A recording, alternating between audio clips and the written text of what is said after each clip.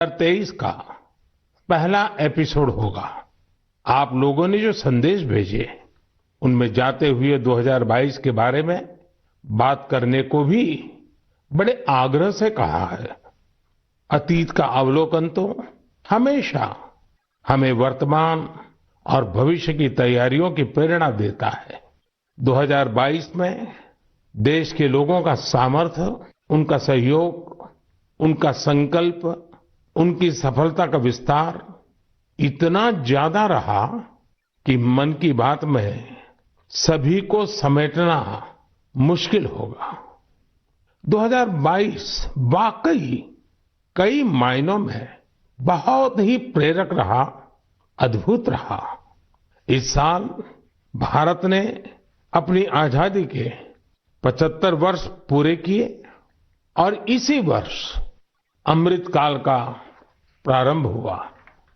इस साल देश ने नई रफ्तार पकड़ी। सभी देशवासियों ने एक से बढ़कर एक काम किया। 2022 की विभिन्न सफलताओं ने आज पूरे विश्व में भारत के लिए एक विशेष स्थान बनाया है। 2022 यानी भारत द्वारा दुनिया की 5वीं सबसे बड़ी अर्थव्यवस्था का मुकाम हासिल करना। 2022 यानी भारत द्वारा 220 करोड़ वैक्सीन का अविश्वसनीय आंकड़ा पार करने का रिकॉर्ड। 2022 यानी भारत द्वारा निर्यात का $400 बिलियन का जादुई आंकड़ा पार कर जाना। 2022 यानी देश के जन जन द्वारा आत्मनिर्भर भारत के संकल्प को अपनाना, जी कर दिखाना। 2022 यानी भारत के पहले।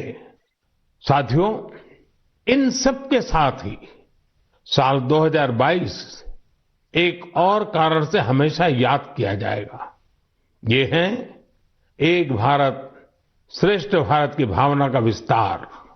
देश के लोगों ने एकता और एकजुटता को सेलिब्रेट करने के लिए भी कई अद्भुत आयोजन किए। गुजरात के माधवपुर मेला हो, जहां रुक्मिणी विवाह और भगवान कृष्ण के पूर्वोत्तर से संबंधों को सेलिब्रेट किया जाता है, या फिर काशी तमिल संगमम हो, इन पर्वों में भी एकता के कई रंग दिखे। 2022 में देशवासियों ने एक और अमर इतिहास लिखा है। अगस्त के महीने में चला हर घर तिरंगा अभियान, भला कौन भूल सकता है। वो पल थे, हर देशवासी के रोंगटे खड़े हो जाते थे। आजादी के 75 वर्ष के इस अभियान में पूरा देश तिरंगामय हो गया। 6 करोड़ से ज्यादा लोगों ने तो तिरंगे के साथ सेल्फी भी भेजी। आजादी का ये अमृत महोत्सव अभी अगले साल भी ऐसे ही चलेगा, अमृत काल की नींव को और मजबूत करेगा। साथियों, इस साल भारत को G20 समूह की अध्यक्षता की जिम्मेदारी भी मिली है। मैंने पिछली बार इस पर विस्तार से चर्चा भी की थी। साल 2023 में हमें G20 के उत्साह को नई ऊंचाई पर लेकर जाना है। इस आयोजन को एक जन आंदोलन बनाना है। मेरे प्यारे देशवासियों, आज दुनिया भर में धूमधाम से क्रिसमस का त्योहार भी मनाया जा रहा है।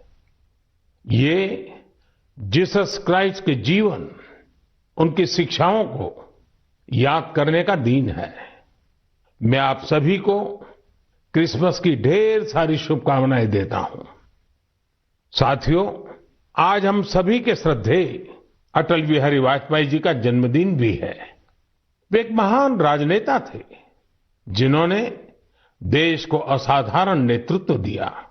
हर भारतवासी के हृदय में उनके लिए एक खास स्थान है। मुझे कोलकाता से आस्था जी का एक पत्र मिला है। इस पत्र में उन्होंने हाल की अपनी दिल्ली यात्रा का जिक्र किया है। वे लिखती हैं कि इस दौरान उन्होंने पीएम म्यूजियम देखने के लिए समय निकाला। इस म्यूजियम में उन्हें अटल जी की गैलरी खूब पसंद आई। अटल जी के साथ वहां खींची गई तस्वीर तो उनके लिए यादगार बन गई है। अटल जी की गैलरी में हम देश के लिए उनके बहुमूल्य योगदान की झलक देख सकते हैं।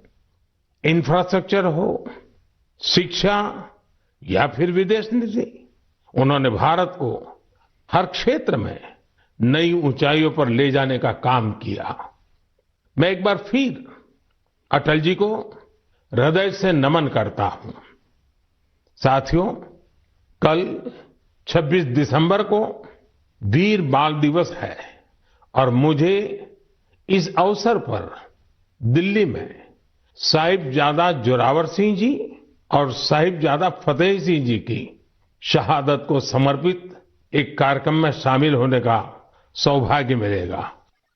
देश साहिबजादे और माता गुजरी के बलिदान को हमेशा याद रखेगा। मेरे प्यारे देशवासियों, हमारे यहां कहा जाता है, सत्यम किम प्रमाणम, प्रत्यक्षम किम प्रमाणम, यानी सत्य को प्रमाण की आवश्यकता नहीं होती। जो प्रत्यक्ष है उसे भी प्रमाण की आवश्यकता नहीं होती। लेकिन बात जब आधुनिक मेडिकल साइंस की हो तो उसमें सबसे महत्वपूर्ण होता है प्रमाण, एविडेंस। सदियों से भारतीय जीवन का हिस्सा रहे योग और आयुर्वेद जैसे हमारे शास्त्रों के सामने एविडेंस बेस्ड रिसर्च की कमी हमेशा हमेशा एक चुनौती रही है। परिणाम दिखते हैं लेकिन प्रमाण नहीं होते हैं। लेकिन मुझे खुशी है कि एविडेंस बेस्ड मेडिसिन के युग में अब योग और आयुर्वेद आधुनिक युग की जांच और कसौटियों पर भी खरे उतर रहे हैं। आप सभी ने मुंबई के टाटा मेमोरियल सेंटर के बारे में जरूर सुना होगा। इस संस्थान ने रिसर्च, इनोवेशन और कैंसर केयर में बहुत नाम कमाया है। इस सेंटर द्वारा की गई एक इंटेंसिव रिसर्च में सामने आया है कि ब्रेस्ट कैंसर के मरीजों के लिए योग बहुत ज्यादा असरकारी है। टाटा मेमोरियल सेंटर ने अपनी रिसर्च के नतीजों को अमेरिका में हुई बहुत ही प्रतिष्ठित ब्रेस्ट कैंसर कॉन्फ्रेंस में प्रस्तुत किया है। इन नतीजों ने दुनिया के बड़े बड़े एक्सपर्ट्स का ध्यान अपनी तरफ खींचा है, क्योंकि टाटा मेमोरियल सेंटर ने एविडेंस के साथ बताया है कि कैसे मरीजों को योग से लाभ हुआ है।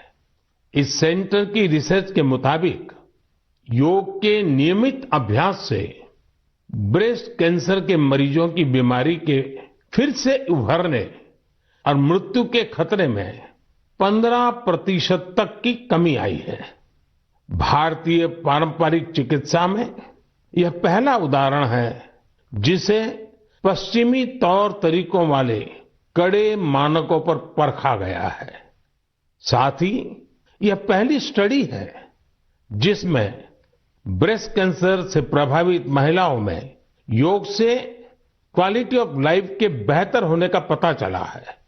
इसके लॉन्ग टर्म बेनिफिट्स भी सामने आए हैं।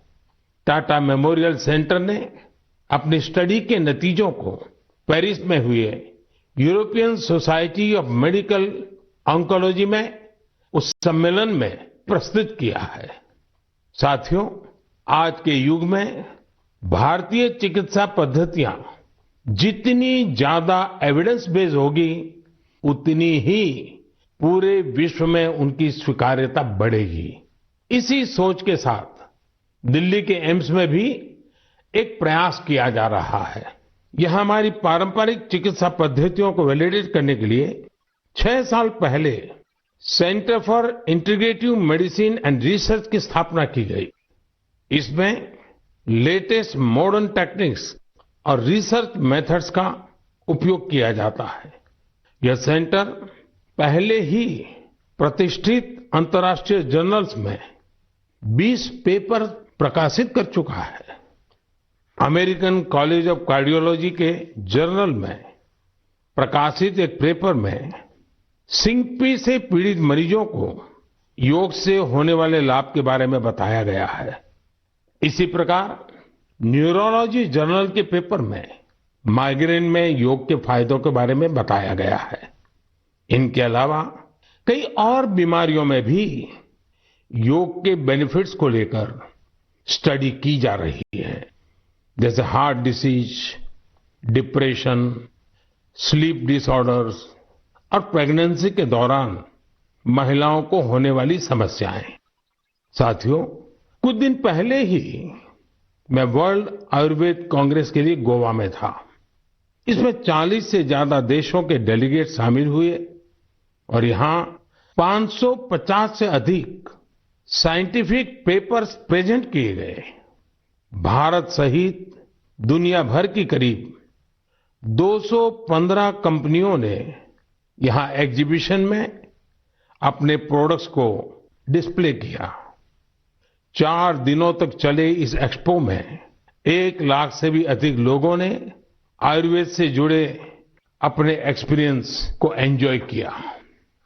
आयुर्वेद कांग्रेस में भी मैंने दुनिया भर से जुटे आयुर्वेद एक्सपर्ट्स के सामने एविडेंस बेस्ड रिसर्च का आग्रह दोहराया। जिस तरह कोरोना वैश्विक महामारी के इस समय में योग और आयुर्वेद की शक्ति को हम सभी देख रहे हैं, उसमें इनसे जुड़ी एविडेंस बेस्ड रिसर्च बहुत ही महत्वपूर्ण साबित होगी। मेरा आपसे भी आग्रह है कि योग, आयुर्वेद और हमारी पारंपरिक चिकित्सा पद्धतियों से जुड़े हुए ऐसे प्रयासों के बारे में अगर आपके पास कोई जानकारी हो तो उन्हें सोशल मीडिया पर जरूर शेयर करें। मेरे प्यारे देशवासियों, बीते कुछ वर्षों में हमने स्वास्थ्य क्षेत्र से जुड़ी कई बड़ी चुनौतियों पर विजय पाई है। इसका पूरा श्रेय हमारे मेडिकल एक्सपर्ट्स, साइंटिस्ट और देशवासियों की इच्छा शक्ति को जाता है। हमने भारत से स्मॉल पॉक्स, पोलियो और गिनी वॉर्म जैसी बीमारियों को समाप्त करके दिखाया है। आज मन की बात के श्रोताओं को मैं एक और चुनौती के बारे में बताना चाहता हूं, जो अब समाप्त होने की कगार पर है। ये चुनौती है, ये बीमारी है कालाजार। इस बीमारी का परजीवी सैंड फ्लाई यानी बालू मक्खी के काटने से फैलता है। जब किसी को कालाजार होता है तो उसे महीनों तक बुखार रहता है, खून की कमी हो जाती है, शरीर कमजोर पड़ जाता है और वजन भी घट जाता है। यह बीमारी बच्चों से लेकर बड़ों तक किसी को भी हो सकती है, लेकिन सबका प्रयास से कालाजार नाम की बीमारी अब तेजी से समाप्त होती जा रही है। कुछ समय पहले तक कालाजार का प्रकोप 4 राज्यों के 50 से अधिक जिलों में फैला हुआ था, लेकिन अब ये बीमारी बिहार और झारखंड के 4 जिलों तक ही सिमट कर रह गई है। मुझे विश्वास है बिहार, झारखंड के लोगों का सामर्थ्य, उनकी जागरूकता इन 4 जिलों से भी कालाजार को समाप्त करने में सरकार के प्रयासों को मदद करेगी। कालाजार प्रभावित क्षेत्रों के लोगों से भी मेरा आग्रह है कि वो 2 बातों का जरूर ध्यान रखें। एक है सैंड फ्लाई या बालू मक्खी पर नियंत्रण और दूसरा जल्द से जल्द इस रोग की पहचान और पूरा इलाज। कालाजार का इलाज आसान है। इसके लिए काम आने वाली दवाएं भी बहुत कारगर होती हैं। बस आपको सतर्क रहना है। बुखार हो तो लापरवाही ना बरतें और बालू मक्खी को खत्म करने वाली दवाइयों का छिड़काव भी करते रहें। जरा सोचिए, हमारा देश जब कालाजार से भी मुक्त हो जाएगा तो ये हम सभी के लिए कितनी खुशी की बात होगी। सबका प्रयास की इसी भावना से हम भारत को 2025 तक टीबी मुक्त करने के लिए भी काम कर रहे हैं। आपने देखा होगा, बीते दिनों जब टीबी मुक्त भारत अभियान शुरू हुआ तो हजारों लोग टीबी मरीजों की मदद के लिए आगे आए। ये लोग निक्षय मित्र बनकर टीबी के मरीजों की देखभाल कर रहे हैं, उनकी आर्थिक मदद कर रहे हैं। जन सेवा और जन भागीदारी की यही शक्ति हर मुश्किल लक्ष्य को प्राप्त करके ही दिखाती है। मेरे प्यारे देशवासियों, हमारी परंपरा और संस्कृति का मां गंगा से अटूट नाता है। गंगा जल हमारी जीवन धारा का अभिन्न हिस्सा रहा है और हमारे शास्त्रों में भी कहा गया है, नमामि गंगे तव पाद पंकजम सुर असुरई वंदित दिव्य रूपम भुक्तिम च मुक्तिम च ददासि नित्यम भाव अनुसारेण सदा नराणाम। अर्थात, हे मां गंगा, आप अपने भक्तों को उनके भाव के अनुरूप सांसारिक सुख, आनंद और मोक्ष प्रदान करती है। सभी आपके पवित्र चरणों का वंदन करते हैं। मैं भी आपके पवित्र चरणों में अपना प्रणाम अर्पित करता हूं। ऐसे में सदियों से कल कल बहती मां गंगा को स्वच्छ रखना हम सबकी बहुत बड़ी जिम्मेदारी है। इसी उद्देश्य के साथ 8 साल पहले हमने नमामि गंगे अभियान की शुरुआत की थी। हम सभी के लिए गौरव की बात है कि भारत की इस पहल को आज दुनिया भर की सराहना मिल रही है। यूनाइटेड नेशंस ने नमामि गंगे मिशन को इकोसिस्टम को रिस्टोर करने वाली दुनिया के टॉप 10 इनिशिएटिव में शामिल किया है। ये और भी खुशी की बात है कि पूरे विश्व के 160 ऐसे इनिशिएटिव्स में नमामि गंगे को यह सम्मान मिला है। साथियों, नमामि गंगे अभियान की सबसे बड़ी ऊर्जा लोगों की निरंतर सहभागिता है। नमामि गंगे अभियान में गंगा प्रहरियों और गंगा दूतों की भी बड़ी भूमिका है। वे पेड़ लगाने, घाटों की सफाई, गंगा आरती, नुक्कड़ नाटक, पेंटिंग और कविताओं के जरिए जागरूकता फैलाने में जुटे हैं। इस अभियान से बायोडायवर्सिटी में भी काफी सुधार देखा जा रहा है। हिल्सा मछली, गंगा डॉल्फिन और कछुओं की विभिन्न प्रजातियों की संख्या में काफी वृद्धि हुई है। गंगा का इकोसिस्टम क्लीन होने से आजीविका के अन्य अवसर भी बढ़ रहे हैं। यहां मैं जलज आजीविका मॉडल की चर्चा करना चाहूंगा, जो कि बायोडायवर्सिटी को ध्यान में रखकर तैयार किया गया है। इस टूरिज्म बेस्ड बोट सफारीज को 26 लोकेशंस पर लॉन्च किया गया है। जाहिर है, नमामि गंगे मिशन का विस्तार, उसका दायरा नदी की सफाई से कहीं ज्यादा बढ़ा है। ये जहां हमारी इच्छा शक्ति और अथक प्रयासों का एक प्रत्यक्ष प्रमाण है, वहीं ये पर्यावरण संरक्षण की दिशा में विश्व को भी एक नया रास्ता दिखाने वाला है। मेरे प्यारे देशवासियों, जब हमारी संकल्प शक्ति मजबूत हो तो बड़ी से बड़ी चुनौती भी आसान हो जाती है। इसकी मिसाल पेश की है सिक्किम के थेगू गांव के संगे शेरपा जी ने। ये पिछले 14 साल से 12,000 फीट से भी ज्यादा की ऊंचाई पर पर्यावरण संरक्षण के काम में जुटे हुए हैं।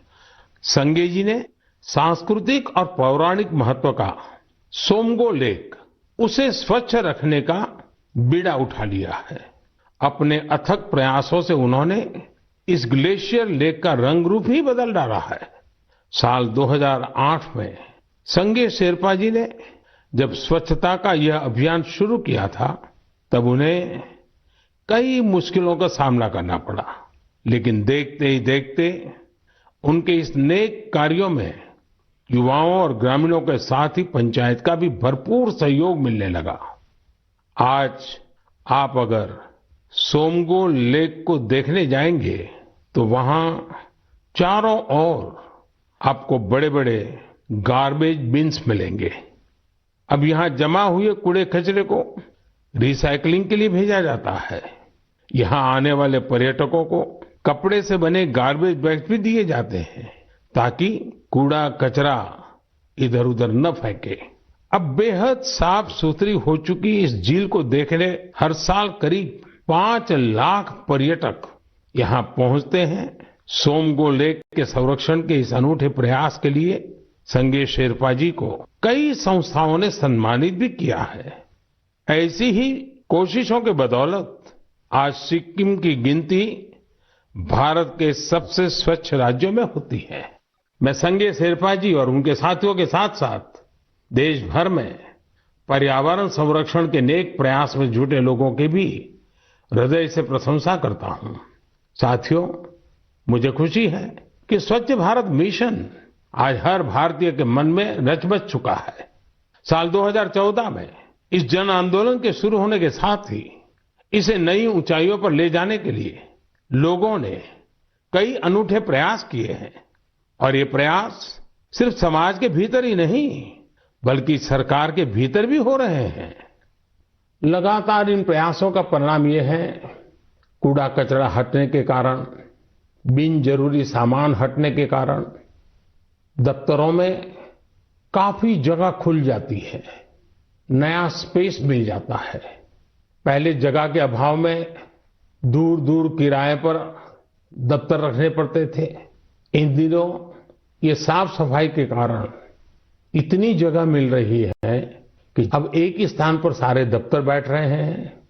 पिछले दिनों सूचना और प्रसारण मंत्रालय ने भी मुंबई में, अहमदाबाद में, कोलकाता में, शिलांग में, कई शहरों में अपने दफ्तरों में भरपूर प्रयास किया, और उसके कारण आज उनको 2-2, 3-3 मंजिलें पूरी तरह नए सिरे से काम में आ सके ऐसी उपलब्ध हो गई।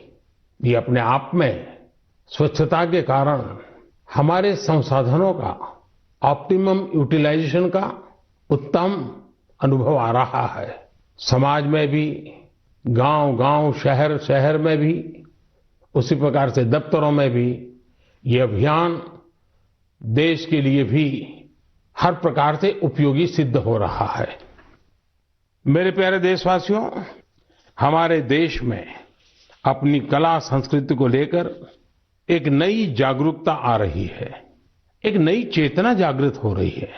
मन की बात में हम अक्सर ऐसे उदाहरणों की चर्चा भी करते हैं, जैसे कला, साहित्य और संस्कृति समाज की सामूहिक पूंजी होते हैं। वैसे ही इन्हें आगे बढ़ाने की जिम्मेदारी भी पूरे समाज की होती है।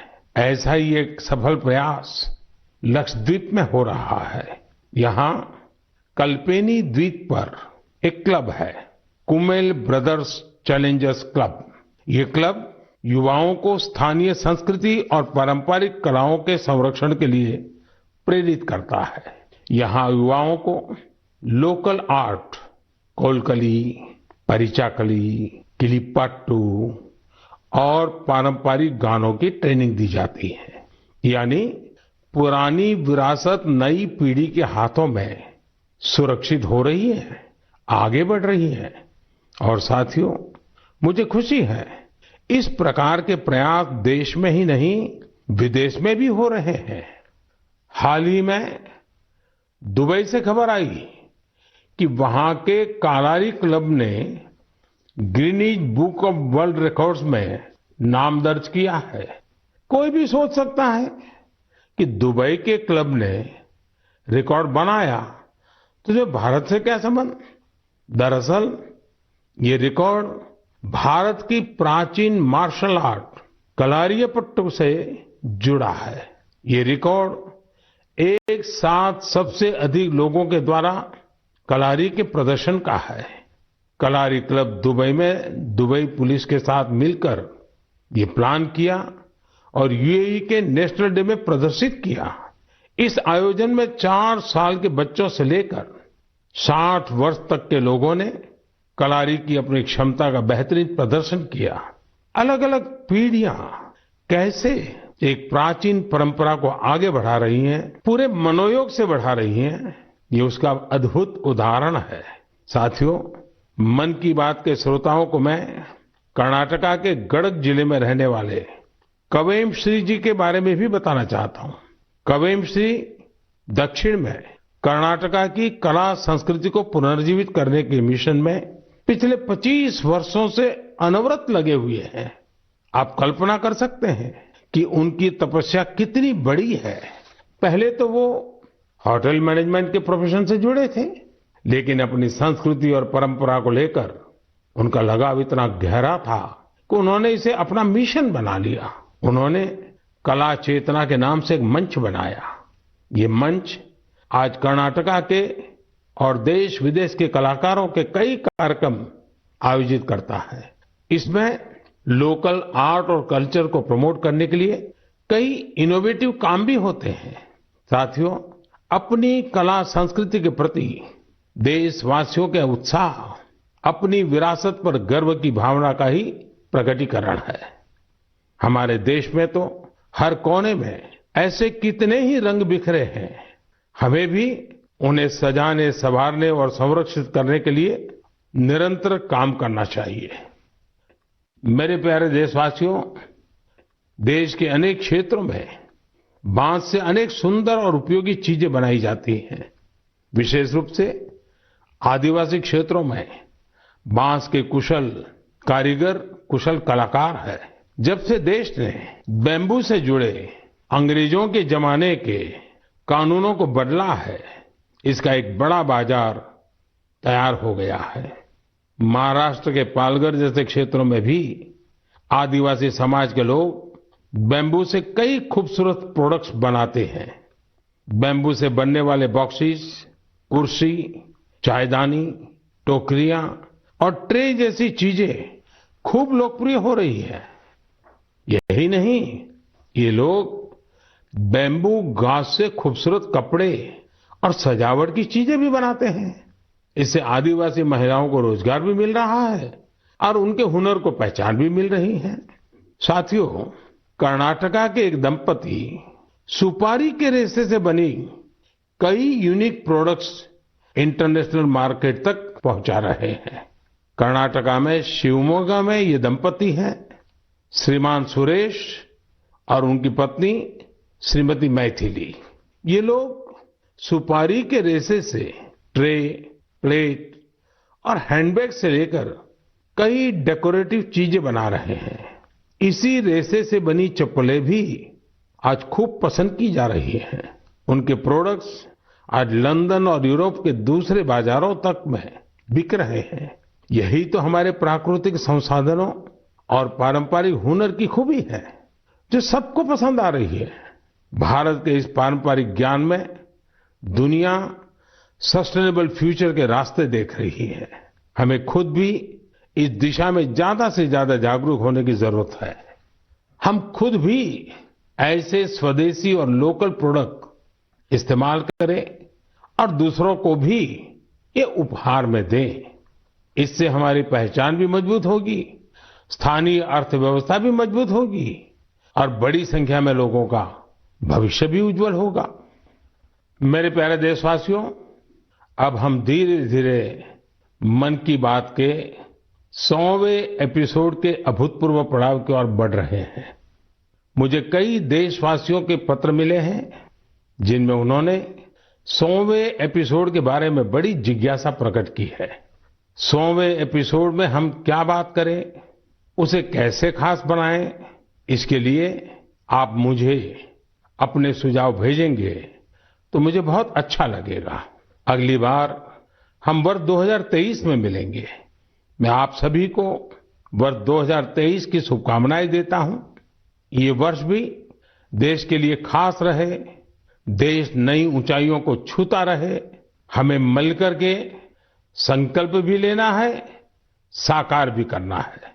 इस समय बहुत से लोग छुट्टियों के मूड में भी हैं।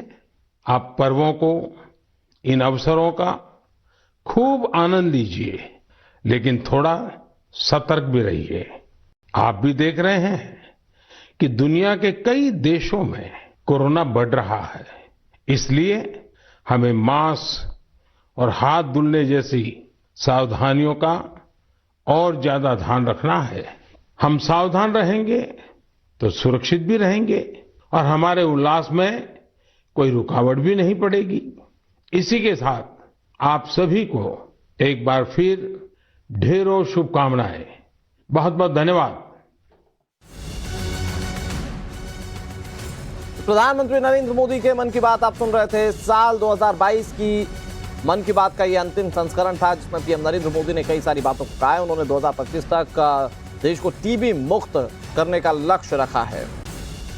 साथ ही उन्होंने 100वें एपिसोड को लेकर भी अपनी बातों को रखा। उन्होंने बताया कि सुझाव वो चाहते हैं कि 100वें मन की बात का एपिसोड कैसा हो। बड़ी बातें उन्होंने कही हैं। देश के हित को लेकर प्रधानमंत्री नरेंद्र मोदी ने कई सारी चीजों का जिक्र किया है।